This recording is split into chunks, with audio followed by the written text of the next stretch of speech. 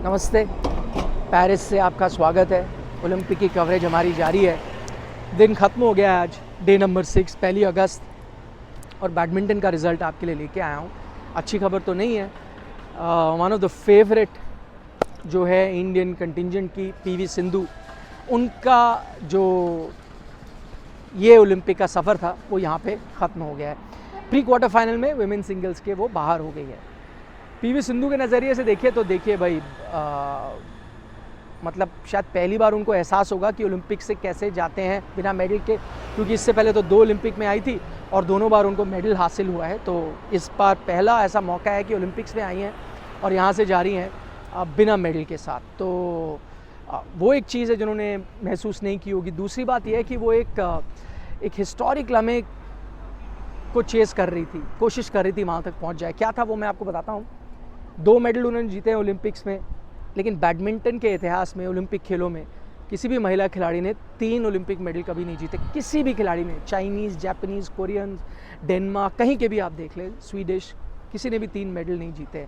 अगर पीवी सिंधु यहाँ मेडल जीत जाती तो पहली महिला खिलाड़ी बनती ओलंपिक के इतिहास में जिनके पास 3 मेडल होते। अफसोस वैसा नहीं हो पाया, उनका सफ़र यहाँ पे ख़त्म हुआ।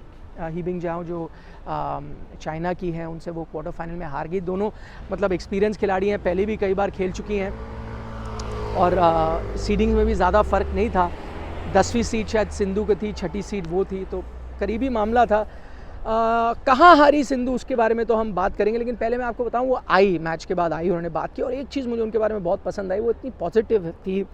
मतलब हताश तो होंगी अंदर से, लेकिन जिस तरह से उन्होंने आके प्रेस से बात की और चीज़ों को देखा, मतलब उनकी जो समझ है, उनका जो एक्सपीरियंस है, उसे वो दर्शाता है। उन्होंने एक बार भी ये नहीं कहा अरे मैं ये कर सकती थी, मैं अनलकी थी, ये था वो था, कुछ नहीं उन्होंने कहा। उन्होंने कहा देखिए आज के दिन ही बिंगजाओ मेरे से बेहतर थी, उनका डिफेंस मेरे से बेहतर था और उनके स्मैश उनकी बड़ी स्ट्रेंथ है, उसका उन्होंने इस्तेमाल किया, इसलिए मैं हार गई। कोई प्रॉब्लम नहीं है, मतलब मैंने अपना बेस्ट दिया, मैं जो कर सकती थी, जो अभ्यास कर सकती थी मैंने किया। आज के दिन I was not good enough, ये उन्होंने कहा। तो मुझे उनके जो बोलने का तरीका है, जिस तरह से उन्होंने इस डिफीट को हैंडल किया है, वो देख के मैं काफ़ी प्रभावित हुआ। दूसरी बात, अगर आप देखें, उनसे पूछा गया भाई आप अगले ओलंपिक्स में खेलेंगी, तो उन्होंने कहा मैं अभी तो कह नहीं सकती है, बहुत जल्दी है और 4 साल बहुत लंबा समय होता है। 4 साल में चीज़ें बदल जाती हैं, दुनिया बदल जाती है। मैं आज कैसे बताऊँ मैं ओलंपिक्स में होंगी या नहीं, लेकिन मुश्किल है। आप मेरे से पूछिए तो मुश्किल है। 27 साल की हो गई हैं वो, 4 साल और 31 साल। बैडमिंटन खासतौर पर सिंगल्स में इस उम्र के खिलाड़ी अपने टॉप पर नहीं होते। अभी भी आप देख सकते हैं, बल्कि मैं रियो में था, मैंने उनको देखा जब उन्होंने पहला मेडल जीता था, तब से और अब की सिंधु में भी मुझे फ़र्क नज़र आता है फिटनेस के लिहाज से। तो 4 साल बाद तो बट अभी कह नहीं सकते, उन्होंने भी कुछ कमिट नहीं किया इस वक्त, जहाँ तक उनके भविष्य का सवाल है। अब आते हैं मैच की तरफ। मैच में हुआ क्या, देखिए उनका जो हाफ़ था, सिंधु का जो हाफ़ था वो इजी हाफ़ था। ये मैं पहले भी जो आकलन हम कर रहे थे उसमें बताया था कि इजी हाफ़ था। वो इसलिए क्योंकि देखिए आप लोग उनसे मेडल की उम्मीद कर रहे होंगे, लेकिन अगर आप रियलिस्टिकली देखते ना, अगर आप बैडमिंटन फॉलो करते आ रहे हैं, आप हमारे ओलंपिक से पहले की भी एनालिसिस देखे, उसमें हमने कहा था कि मुश्किल होगा उनके लिए मेडल जीतना। वो इसलिए नहीं कि सिंधु के फॉर्म पे ज़्यादा वो टिप्पणी थी, वो जो फील्ड है, विमेंस बैडमिंटन की फील्ड है, उसे देखकर ये टिप्पणी की गई थी कि सिंधु का मेडल बहुत मुश्किल है। क्योंकि मैं आपको कह रहा हूँ ये आसान हाफ है। अभी मैंने उनको कहा वो 6ठे सीट से भिड़ रही थी और वो प्री क्वार्टर फाइनल्स में अगर यहाँ जीत जाती तो उनसे भी हायर रैंक चाइनीज़ ओपोनेंट उनको क्वार्टर फाइनल में मिलती। अगर वो भी वहाँ जीत जाती तो उससे भी हायर उनको रैंक, कैरोलिना मरीन को आप जानते हैं, उन्होंने उनको रियो के फाइनल में हराया था। लगातार एक खिलाड़ी है स्पेन की जो उनको परेशान करती है, कैरोलिना मरीन, वो उनको सेमीफाइनल में मिल सकती थी, फिर फाइनल में। तो मैं आपको ये बताना चाह रहा हूँ कि फील्ड बहुत टफ थी, फिर भी उनका हाफ कमज़ोर है। इन जो खिलाड़ियों की मैं बात कर रहा हूँ ये फिर भी कमज़ोर हैं। 6 खिलाड़ी टॉप हाफ में हैं, टॉप हाफ में 6 खिलाड़ी हैं जो इस वक्त इनसे बेहतर फॉर्म दिखा रही थी। तो जब करीब 8, 9, 10 ऐसी महिला खिलाड़ी हैं इस वक्त जो बेहतर लय में, बेहतर रैंकिंग के साथ यहाँ आई थी, तो वहाँ पर मेडल करना बहुत मुश्किल है। लेकिन उम्मीद इसलिए थी सिंधु के साथ क्योंकि आपको पता है जब ओलंपिक्स आता है, रैंकिंग कुछ भी हो, फॉर्म कुछ भी हो, वो अपना बहुत अच्छा प्रदर्शन करती है। शायद इसीलिए ये उम्मीद उनके साथ इस बार भी थी, लेकिन जो फील्ड थी वो बहुत टफ थी।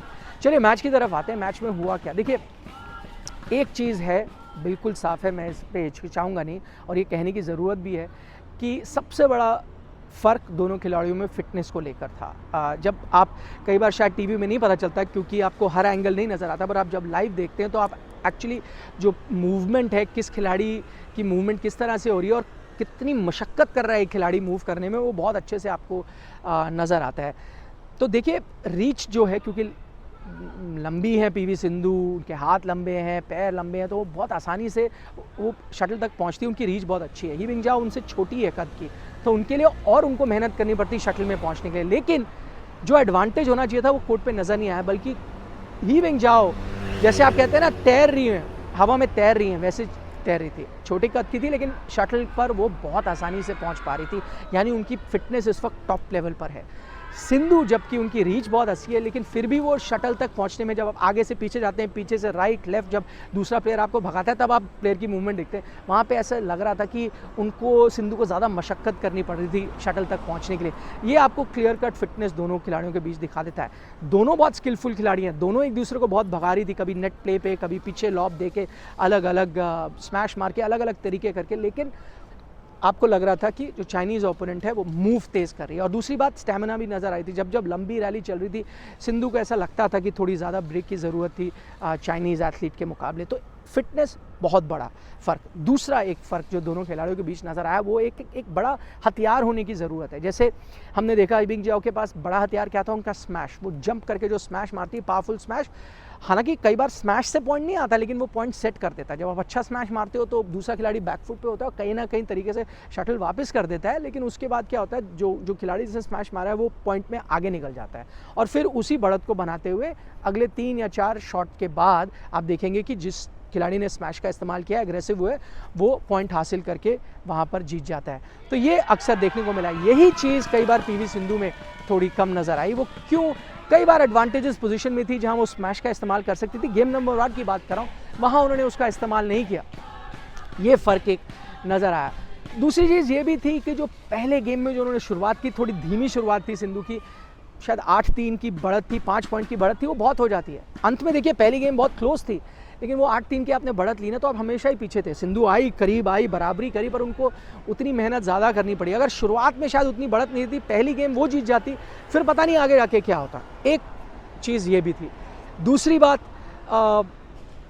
आप देखें जब स्मैश का इस्तेमाल सिंधु ने करना शुरू किया, जो पहले नहीं करी थी, वो दूसरी गेम में किया। अब लेकिन तब तक क्या था, जो मैच है उसका रुख एक तरफ जा चुका था। क्यों? और वही मैं आपको बताना चाहता हूँ, स्मैश जो उन्होंने इस्तेमाल करना शुरू किया ना दूसरी गेम में, वो इसलिए नहीं कि उन्होंने स्ट्रैटेजी के तौर पर देखा। मुझे कहीं ना कहीं लगा वो स्मैश का इस्तेमाल सिंधु कर रही थी सेकंड गेम में, ताकि पॉइंट्स छोटे हो सकें, क्योंकि फिटनेस के लिहाज से अब लंबी रैली उनको रास नहीं आ रही थी। अब लंबी रैली चाइनीज़ खिलाड़ी के पक्ष में थी। पहले गेम में तो उन्होंने मैच करा लंबी रैली में उस फिटनेस के साथ, जैसे जैसे मैच आगे बढ़ता रहा, चाइनीज़ खिलाड़ी की फिटनेस ने ये इंश्योर किया कि वो अभी भी लंबी पॉइंट्स में अंक मार सकती हैं, जबकि सिंधु चाहती थी छोटी रैली हो, इसलिए वो स्मैश का इस्तेमाल कर रही थी। लेकिन तब तक जैसे मैंने कहा, वो रणनीति से कम वो ज़रूरत के हिसाब से ज़्यादा हो रहा था। दूसरी बात, डिफेंस भी बहुत अच्छा था चाइनीज़ खिलाड़ी का, हर लिहाज से। आप देखें कई जो वो क्लोज क्विक एक्सचेंज होते हैं, फास्ट हैंड की जहाँ ज़रूरत होती है, वहाँ पर भी ही बिंगजाओ थोड़ी बेहतर नज़र आई। 19-20 का फ़र्क दोनों खिलाड़ियों में था। शायद यही नतीजा है